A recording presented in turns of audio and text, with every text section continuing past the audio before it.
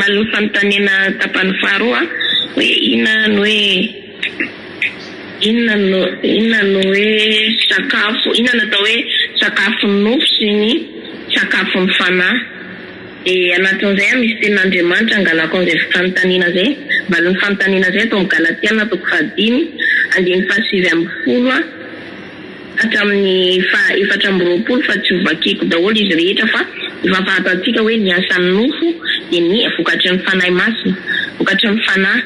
Dia ny sakafo nofo zany ny sakafony nofo zany dia tia nofotsika ty matsina fa tia vatantsika ty. Dia tia nofotsika ty mila zavatra bebe zany amin'ny ora mamatsika amin'ny Galatiana 5:10 anisan'izany ny fitsangatsangana, anisan'izany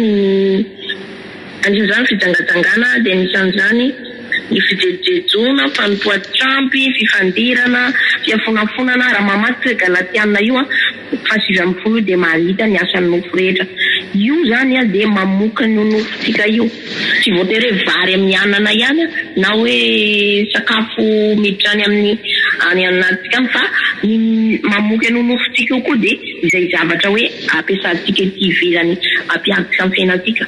Ohatra le voalaza teo rehetrarehetra teo zay, ny fitsangatsangana, ny fijejejona, fanompoan-tsampy, ny fialonana, ny fahamamoana, zany rehetrarehetra zany dia mamoky ny nofotsika ty. Fa ny fanahy kosa, ny sakafony fanahy dia anisan'izany efa voalaza ohatra hoe ny tenin'Andriamanitra fa aka ohatra hafa dia voalaza tao amin'ny Galatiana 5:10 dia ny vokatry ny fanahy mamoky ny fanahintsika io dia fifaliana, fandehanana amin'ny fahamarinana, fanaovana asa soa, fiadanana, misy fiadanam-po, maro-po, fahalemem-panahy, zany rehetrarehetra zany mamoky ny fanahintsika. Dia anisan'ny mamoky ny fanahintsika koa ny fifadiakanina, ny vavaka isanandro zany no mamoka ny fanahintsika io. Dia zay zany no valin'ny fanontaniana zay fanontaniana zay zany hoe ny sakafony nofo dia zay voalaza teo, ny sakafony fanahy koa dia zay hoe fifaliana, fiadanam-po, maro-po, zany rehetrarehetra zany dia makasitraka antsika rehetra ny hatramin'ny farany dia fonatra ho an'i Jesosy irery ihany. Amen. Halleluja.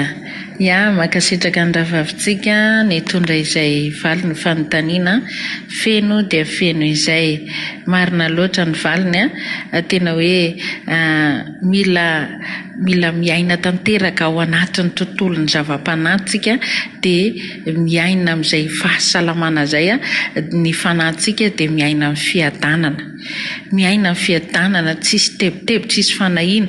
Zareo tsara fa ny nofo rehefa miaina amin'ny olana sy ny problema maro samihafa dia mikorotana dia tsy misy ny fiadanana azo fa dia eo mitady solution partout.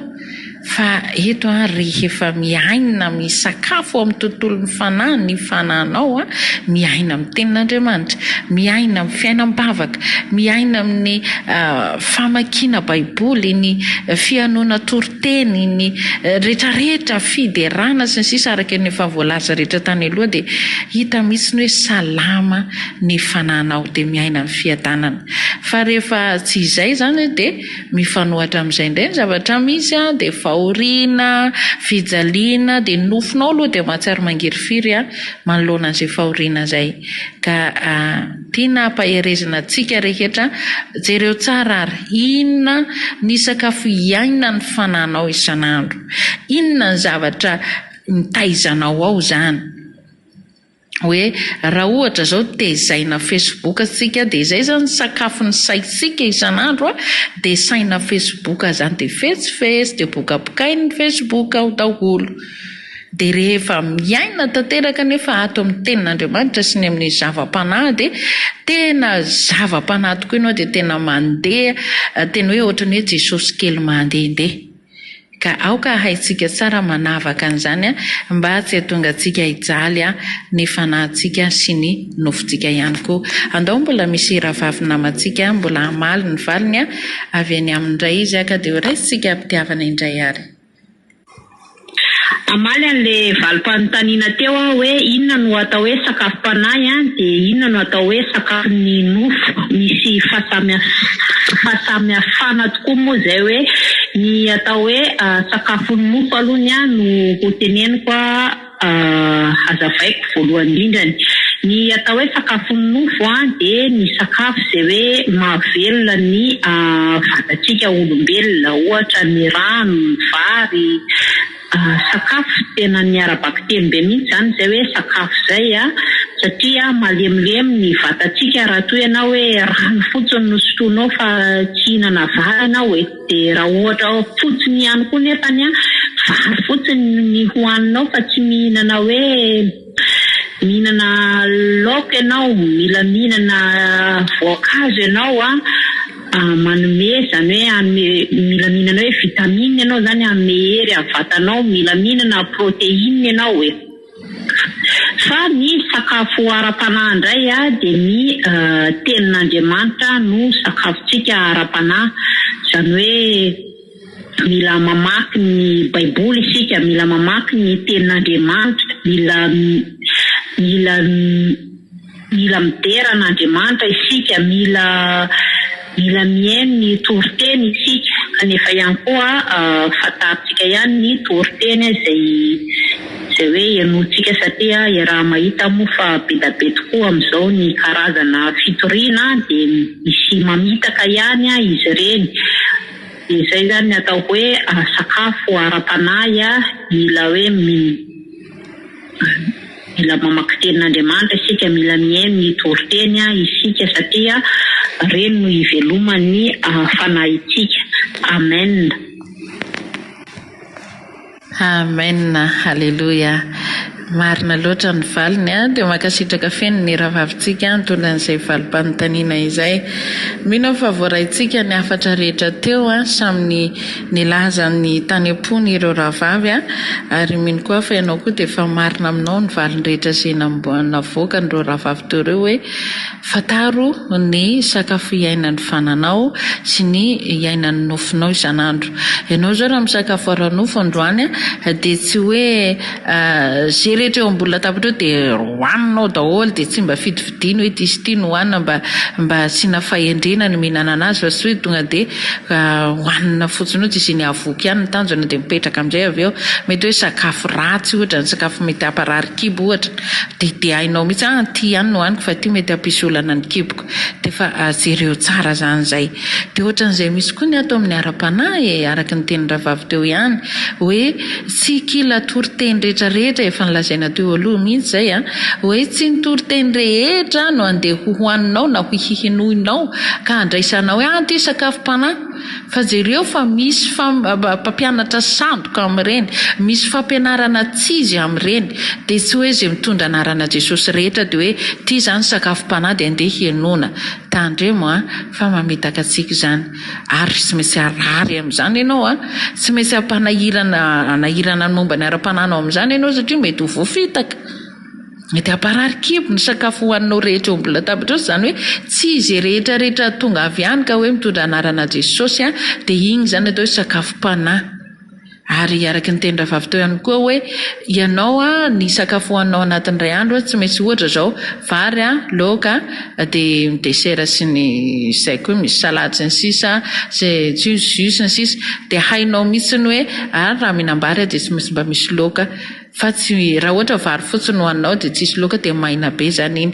Ary raha ohatra kosa ianao sady tsy hihinam-bary tsy hihina laoka dia isotro rano fotsiny dia zareo fa malemilemy ianao parivany andro ankoatrany hoe mifady hanina zany dia raha ohatra koa hihinana laoka fotsiny indray anao fa sady tsy hihinam-bary tsy isotro rano dia zareo fa hihina daholo. Hitanao zany tsy mety zany reo rehetra raha tsy miaraka fa mila complet zany.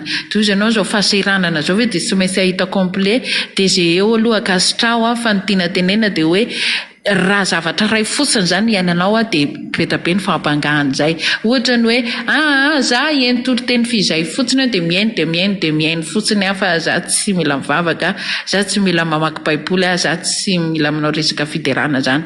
Dia tadio fa zavakafa misiny zany zavatra voarainao anatin'ilay miaino toriteny fizay na ny sofinao za manana expérience miaino zavatra fa tsy misy zavatra miova eo aminao fa ilaina ampifamianona fotoana ireo misy fotoana ianao miaino toriteny misy fotoana ndray koa ianao mamaky baiboly misy fotoana ihany koa ianao mivavaka mandoalika misy fotoana ihany koa ianao manao fiderana miadore an Jesosy ao anatin'ny journée-nao ampifameno ingereo raha tena tsisy banganao zareo anakefatra reo dia tahaka ninona ny hiatrenao journée-nao fa tena sambatra indrindra tsy andronao misy zany hoe aherina koa ny rapitsy hoe tonga dia izao ohatra izao androany zao koa mihoatra ny androany dia koa ny rapitsy tena hoe tianao foana miadorean'ny tompo mifaly miaraka aminy fa ataovy misy vitanao ngereo anakefatra reo dia zareo ina ny fampangananao fa lasa kijitinjitina lasa sorena lasa masisika mizatra tsisy antony akoriny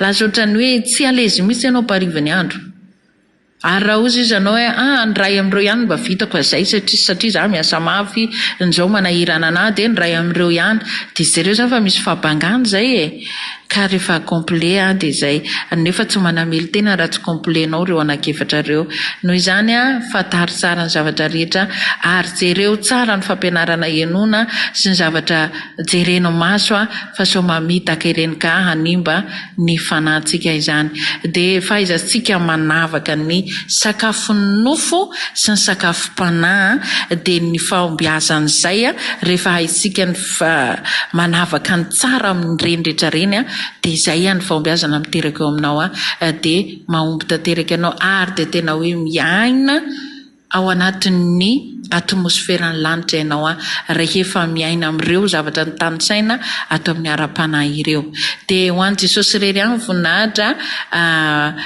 makasitraka an'ireo rahavavy efa niteny mbola misy rahavavy koa ato ho raisintsika rehefa avy eo dia mbola misy rahavavy anankiroa raisintsika dia mamarana antsika ao aorianan'izao fotoana izao dia makasitraka feno mialohan'ny andraisantsika ny rahavavy anankiroa ambiny izay mbola anohy ny fotoanantsika raha aloha dia ndao aloha sika isanto kely amin'ity hira ity hiaraka hiaino fiderana sika hira izay mitondra hafatra amin'izao vanandro ihany antsika zao ny amin'ny hoe efa ho avy tokoa Jesosy ka sika sina dia mifampizara foana amin'izay hoe izao vanandro ihany antsika zao dia efa tena efa mandindrindrindrina zany fiavian'i Jesosy zany dia mifampizara foana sika zay no antony fifampizarantsika toy izao zany ka ndao aloha isanto kely sika tao anatin'ity hira ty dia mandray ireo rahavavy izay hitondra ny ambiny fizarana izany ndao ary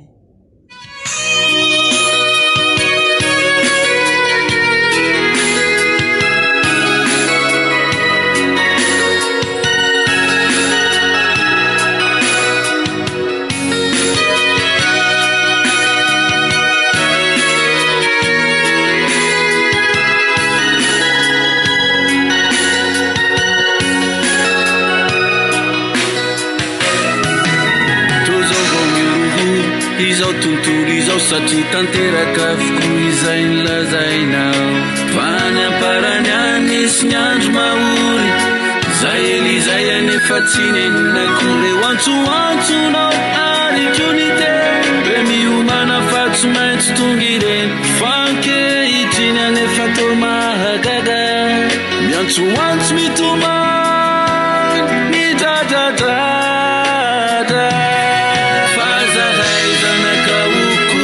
Jesosy efa miara-miaiky fa ny fiverenanao indray no irefakaiky fa miandry anao zahay sy manantena fa zay minsy natao batisa ho ianao no vonjena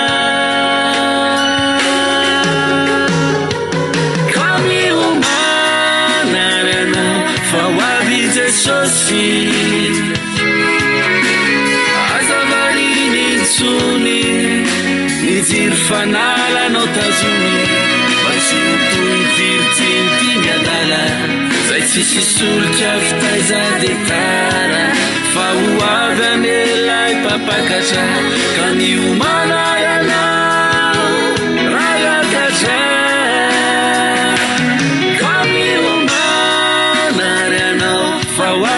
Jesosy azavariny ntsony nijiry fanalanao tazony fa tsy nitoy virjiny ty miadala zay tsisy soritra fitaiza de tara fa ho avy anelay papakatra ka ny omana ianao rayakatra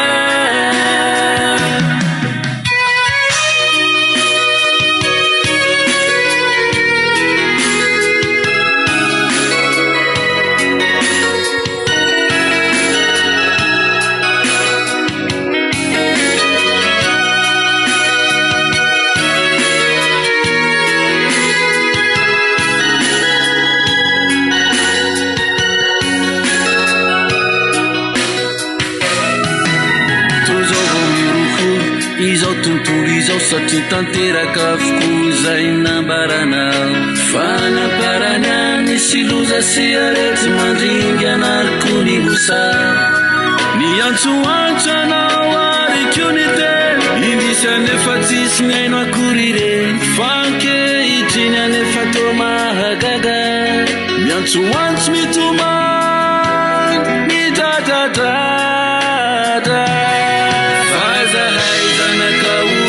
sadeso efa miara-miaiky fa ny fiverenanao indray no irefakaiky fa miandry anao zahay sy manatena fa zay misy natao batisa ho ianao novonjena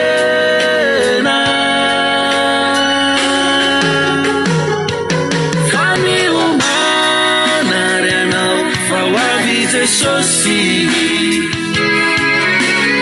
azavariny tsony nijiry fanalanao tazony fa tsy nitoy virjiny ty miadala zay tsisy soritra fitaiza de tara fa ho avy anelay papakatra ka ny omana ianao rayakatra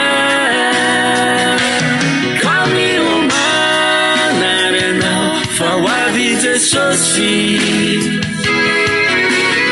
azavariny tsony nijiry fanalanao tazony fa tsy nitoy virjiny ty miadala zay tsisy soritra fitaiza de tara fa ho avy anelay papakatra ka ny omana ianao rayakatra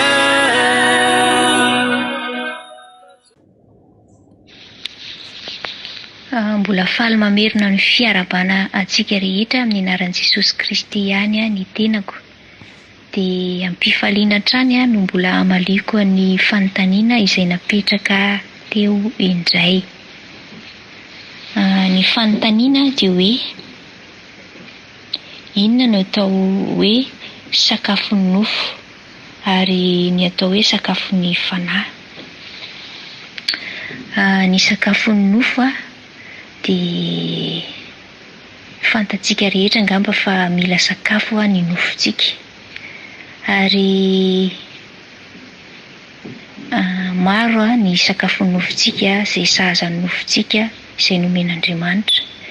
Andriamanitra raha namorona izao tontolo izao dia noforoniny aloha ny zavatra rehetra izay iainantsika eto ambonin'ny tany izay izy vao namorona antsika zanak'olombelona dia anisan'ny noforoniny ny sakafo izay mahavelona ny nofontsika. Dia fantatsika loatra ny zavatra rehetra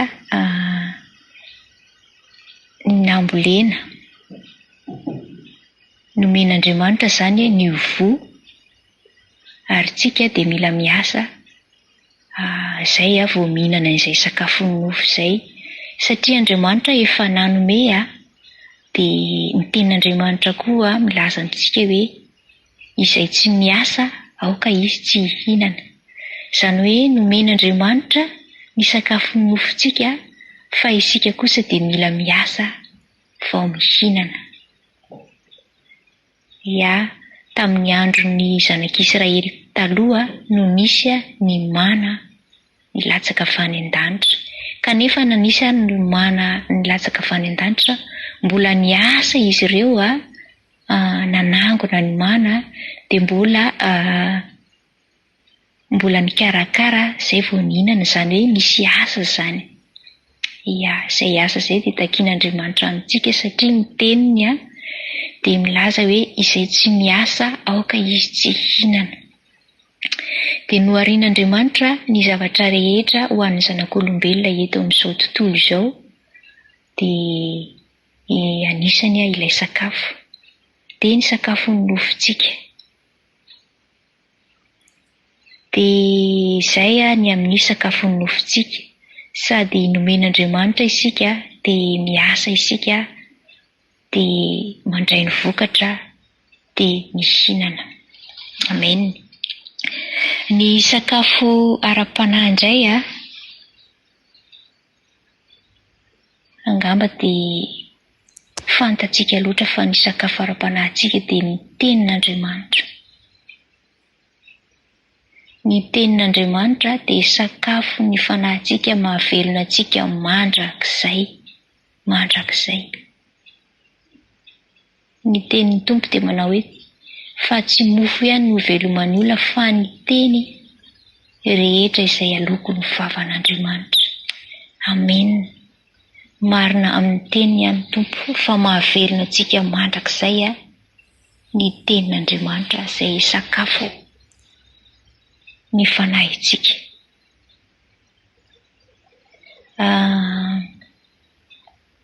Raha ho voaboasana kely izay sakafo izay nomen'Andriamanitra mahavelona amin'ny fanahintsika izay dia ny teniny amin'ny alalan'ny fankatoavantsika ny tenin'Andriamanitra, ny fanaovantsika ny fahamarinana ary ny fangatantsika fahendrena avy amin'ny Jesosy Kristy, ary ny maro zany ny zavatra takian'Andriamanitra amintsika ahavelona ny fanahintsika.